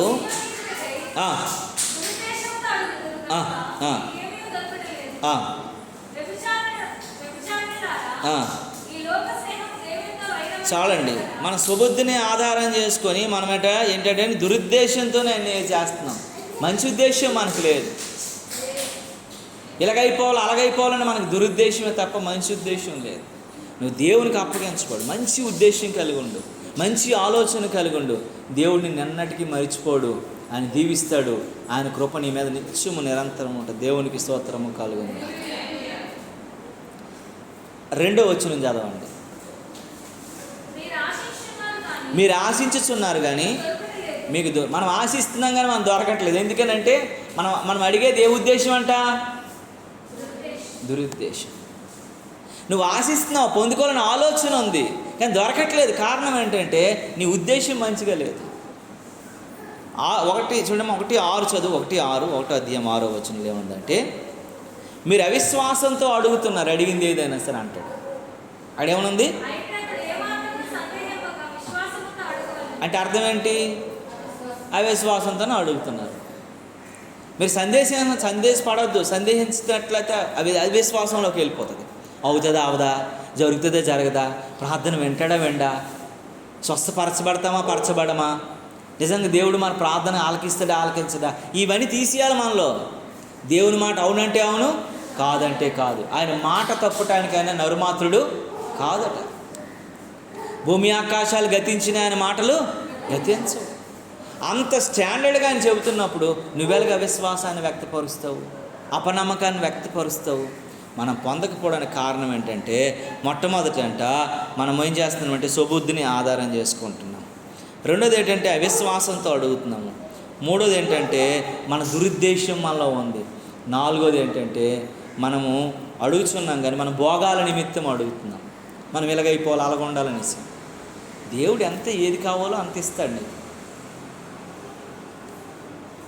బ్రదరు, మీరు కారు ఉండేది అమ్మేశారు, మీరు కొనుక్కోలేదని నాకు ఈ మధ్య ఒక ఆయన అడిగాడు. నాకు అవసరమైనప్పుడు దేవుడు అనుగ్రహిస్తాడని నేను అన్నాను. నేను మొన్న ఒక దైవజనుడు ఫోన్ చేసి, తమ్ముడు కారు ఉంది కదా, కొనుక్కో తమ్ముడు, తక్కువలు ఇస్తారు, మంచిగా ఇస్తానని చెప్పాడు. నాకు ఒక కారు దేవుడు కావాలని నేను ప్రార్థన చేశాను. అది ఇస్తేనే కొనుక్కుంటాను. నేను ఏది పెడితే అది కొనేను. నేను ప్రార్థన పూర్వకంగా ప్రభు సన్నిధిలో ఒక అప్లికేషన్ పెట్టాను. నా ప్రభువా, నాకు ఈ కారు కావాలి, నా సేవలో మేము ఎంతమంది వెళ్ళడానికి కావాల్సిన కారు మాకు ఇవ్వండి ప్రభు అని ప్రార్థన చేశాను. అది ఇచ్చినంత వరకు నేను ఇంకొకటి ఆలోచించాను. ఎందుకంటే మాటకు మనం దేవుని దగ్గర మార్చేయకూడదు చిన్నపిల్లడిలాగా. ఆయన చిన్నపిల్లడు కాదు కదా, నువ్వు చెప్తే వినడానికి. ఆయనకున్న స్థాయిని బట్టి మనం మాట్లాడాలి. నాకు ఇది ప్రభువా, ఇది ఇస్తే నేను తీసుకుంటాను, నాకు ఇది ఇస్తామని నమ్మకంతో నేను అడుగుతున్నాను అని నేను ప్రార్థన చేస్తే దేవుడు తప్పకుండా నా ప్రార్థన ఆయన పాదాల దగ్గరికి వెళ్ళింది. ఆయన విన్నాడు, ఆయన ఆలకించాడు, ఆయన ఇవ్వడానికి సంసిద్ధంగా ఉన్నాడు. ఇచ్చే సమయం అంతా దేవుడు ఇస్తాడు. దేవునికి స్తోత్రం కలుగునుగా. అంతేగాని నా సొంత ఆలోచనలు చేసి నేను ఇది చేసేయాలా, అది చేసేయాలా, ఇది తెచ్చేయాలా, అది తెచ్చేయాలా, అక్కడ తెచ్చేయాలా, ఇక్కడ తెచ్చేయాలని అనుకుంటే అవి నా ప్రయత్నాలు అవుతాయి. అది దేవుడిచ్చే ప్రయత్నము కానే కాదు. ఈ ఎంటార్క్ అనేటువంటి ఒక బండి ఉంది. నేను ఒక మీటింగ్కి వెళ్ళాను. మీటింగ్కి వెళ్తూ ఒక అబ్బాయి బండి మీద వెళ్ళాను. నేను ఒక అబ్బాయి బండి మీద వెళ్తూ నా హెల్మెట్ పట్టుకుని వెళ్ళాను నేను. ఎందుకంటే ఆడికి హెల్మెట్ ఉంది, ఆ పిల్లవాడికి. నా హెల్మెట్ కూడా నేను పెట్టుకుని వెళ్ళాను. వెళ్ళిన తర్వాత నా హెల్మెట్ నా చేతిలో పెట్టుకొని బయటకు వచ్చాను. అక్కడ ఒక పెళ్లి జరిగింది. ఆ పెళ్ళి అయిపోయిన తర్వాత బయటకు వచ్చాను. బయటకు వచ్చిన తర్వాత ఈ బండి శుభ్రంగా క్లీన్ చేయించేసి, కడిగించేసి, మెకానిక్ షెడ్కి తీసుకెళ్ళి చిన్న ఏముంటే అన్నీ చేసేసిన తర్వాత అంతకుముందు ఏమైందంటే, నా దగ్గర ఉన్నటువంటి ఒక బండి అచీవర్ అనే బండి నేను వైజాగ్ నుండి తగరపాల్సి వస్తుంటే సడన్గా బండి సీజ్ అయిపోయి, ఇంజిన్ సీజ్ అయిపోయి, నేను ఆ పక్కనే ఆ స్క్రాప్ రోడ్కి అమ్మేశాను. ఇది ఎందుకనేసి బండి లేకుండా ఒక చిన్న స్కూటీ మీద తిరిగాను నేను కొద్ది రోజులు అంటే ఒక 1 month అనుకుంటా. చాలా కష్టం అనిపించింది. 2.5 గంటలు పట్టింది వైజాగ్ నుంచి ఇక్కడ రావడానికి. నేను ఆ హెల్మెట్ పట్టుకుని వెళ్ళాను. ఆ ఇచ్చినటువంటి వ్యక్తికి ఏది తెలియదు, నాకు బండి లేదనో బండి ఉందని తెలియదు. ఆయన వచ్చి తమ్ముడు రా అని చెప్పి నన్ను పిలిచి ఈ తాళం ఇచ్చి, అన్నా ఈ బండి మీరు వాడుకోండి అని అన్నాడు. అన్నా నిజమా అంటే, వాడుకోండి మీరని చెప్పిచ్చాడు తాళం. ఇదేంటి హెల్మెట్ ఏంటి మీ చేతిలో అని అన్నాడు. అన్నా నేను హెల్మెట్ తెచ్చుకున్నానా అని అన్నాడు. సరా, నేను సడన్గా మార్నింగ్ బయలుదేరగానే నేను అనిపించింది, తమ్ముడు నాకు ఈ బండి మీకైతే కరెక్ట్గా ఉంటుంది, మీకు ఇస్తే బాగుంటుందని అనిపించింది. లాస్ట్ మినిట్ వరకు నేను ఎవరిని చెప్పలేదు, ఇప్పుడు కూడా ఎవరికి చెప్పలేదు. అరే బండి శుభ్రంగా కడిగేసి అక్కడ తీసుకురండి రా పెళ్లి దగ్గరికి అని చెప్పాను. వీళ్ళు కడిగేసి తీసుకొచ్చారు. మీకు వరకు మీరు హెల్మెటే పట్టుకొని దేవుడు మిమ్మల్ని తీసుకొచ్చిన అన్నాడు. నా హెల్మెట్ పట్టుకుని ఆ బండి డ్రైవ్ చేసుకుని అర్థం వచ్చాను నేను ఇంటికి. దేవుడు చేసే మేలు మనం అడగకూడదు, దేవుడు మనకి ఇవ్వాలా. మనం ఏది అడుక్కోకూడదండి. అదే నాకు అర్థమవుతుంది ఏంటంటే, మీకు అర్థమవుతుంది ఏంటంటే, మనకి ఏది కావాలో అది దేవుడు ఇస్తాడు. రొట్టెని అడిగితే రాతినిచ్చేవాడు కాదు, చేపను అడిగితే పామునిచ్చేవాడు కాదు, మీకు సమృద్ధి జీవాన్ని ఇచ్చేవాడు అని ఏది కావాలంటే అది ఇస్తాడు. అలాంటి వాడికి మనం అడగనందునే పొందుకోలేకపోతున్నామని యాకోబు అంటున్నాడు. నువ్వు పొందుకోవాలంటే ఆయన అడగాలి, కరెక్ట్గా అడగాలి. నేనైతే మాత్రం అంతే. నాకు ఆ బండి ఇదైపోయిన తర్వాత శుభం ప్రేమ అనేటువంటి ఒక హాస్పిటల్ ఉంది వైజాగ్లో, చాలా పెద్ద హాస్పిటల్. ఆ డాక్టర్ గారు, మీకు రామటాక్స్ ఎదురుగా ఉంటుంది ఆ హాస్పిటల్, శుభం ప్రేమ అని ఉంటుంది. ఆ డాక్టర్ గారు నాకు కొంచెం పరిచయం ఉంది. ఆ డాక్టర్ గారు అబ్బాయికి హీరో హోండా పల్సర్ నేను వాడతాను కదా, ఆ బండి ఉంది. ఆ బండి ఆ డాక్టర్ గారికి నేను కలిసి వాకింగ్ చేస్తున్నాం, ఒక పార్కులో వాకింగ్ చేస్తున్నాము. ఆయన అడిగాడు అనమాట, ఏంటి బండి లేకుండా నడుచుకుని వచ్చేటంటే, ఎలాగ అయిపోయింది డాక్టర్ గారు, మీకేంటండి బోల్డ్ డబ్బులు వస్తాయి, మీరు ఎలాగని కొనేస్తారు, మాకు ఎలాగండి అని అన్నా నేను. నా అలా కాదు, మా ఊడు రెచ్చిపోతున్నాడు బండి మీద, నీకు బండి ఇస్తాను రా అని పిలిచాడు ఆయన. పిలిచి ఆ డ్రైవర్ ఉన్నాడు, ఆ డ్రైవర్ మానేస్తున్నాడు, అలా అబ్బాయి అమెరికా వెళ్ళిపోతున్నాడు, ఇన్ని రోజులు ఆ అబ్బాయిని తిప్పాడు, నీకు ఏం కావాలని అంటే, నాకు 25,000 ఇస్తే చాలని అన్నాడు. 23,000 అనుకుంటా కదా, 23,000 ఇస్తే చాలు అన్నాడు. 23,000 నేను ఇస్తానని అన్నాను ఆ డ్రైవర్కి. 23,000 ఇచ్చి ఆ బండి తీసుకొని వాడుకోండి అంటే, ఆ డాక్టర్ గారండి దానికి క్లచ్ ప్లేట్స్ అన్నీ మార్పించాడు, చైన్ స్ప్రాకెట్స్ మార్పించాడు, కొత్త బ్యాటరీ వేయించాడు, కొత్త టైర్ వేయించాడు, అన్నీ వేయించి, కొత్త బండి అది, అన్నీ వేయించి ఆయన 20,000 18,000 ఖర్చు పెట్టి, నాకు ఆ బండి వాడుకో, మీరు దేవుని సేవలోకి వచ్చారండి. అన్యుడు, దేవుడు తెలియని మనిషి, ఆయన పేషెంట్ల దగ్గర రక్తం తాగేసే మనిషి. నన్ను చూడగానే ఏమనిపించింది, పెద్ద పరిచయం లేదు, పార్కులోనే పరిచయం, మీరు ఇది వాడుకోండి మీకైతే బాగుంటుందని చెప్పించాడు. నాకు అనిపించింది, పిచ్చి అయిపోయాను నేను. ఎవరికి మనకి సంబంధం లేని మనిషి తీసుకొచ్చి అంటే నువ్వు దేవుని సన్నిధిలో ప్రార్థన చేస్తే దేవుడు ప్రతిదీ నీకు ఇస్తాడు. నేను ఎక్స్పీరియన్స్తో చెప్తున్నాను ఇవన్నీ. నేను దేవుని సేవకు వచ్చినప్పుడు అల్లాటాపగా వచ్చేలే, ప్రభు సన్నిధిలో ప్రభు అన్నీ నాకు ఇస్తేనే నీ సేవలు ఉంటాను, లేకపోతే నేను ఉద్యోగం చేసుకుంటాను, నేను చదువుకున్నాను, నాకు ఏ ప్రాబ్లం లేదు, ఎప్పుడైనా నాకు దొరుకుతుంది, నా కోసం నాకు అన్నీ రెడీగా ఉన్నాయి ప్రభు అని ప్రభు సన్నిధిలో అప్పుడప్పుడు నేను గుర్తు చేసి ప్రార్థన చేసుకుంటూ ఉంటాను. దేవుడు సమయోచితమైన సహాయాన్ని దేవుడు నాకు అందజేస్తూనే ఉన్నాడు. దేవుని నామానికి మహిమ కలుగును గాక. ఆయన మనల్ని ఎన్నడూ మరిచిపోలేదు. ఆయన ఆశీర్వదించడానికి ఆయన ఇష్టపడుతున్నాడు మనల్ని. పరలోకపు ఆశీర్వాదం మనకు పంపిస్తూ ఉన్నాడు, కానీ మనం పొందుకోకపోవడానికి గల కారణాలు ఉన్నాయి. మీకు ఇవన్నీ నేను చెప్పాను, మీరు గుర్తు చేసుకోండి, జ్ఞాపకం చేసుకోండి, ఆయన చిత్త ప్రకారం నడవటానికి ప్రయత్నించండి. దేవుడి కొద్ది మాటలు మనం ఇంట్లో దేవుడు దీవించును గాక. ఆమేన్. ప్రార్థన చేసుకుందాం, అందరం కళ్ళు మూసుకున్నట్లయితే.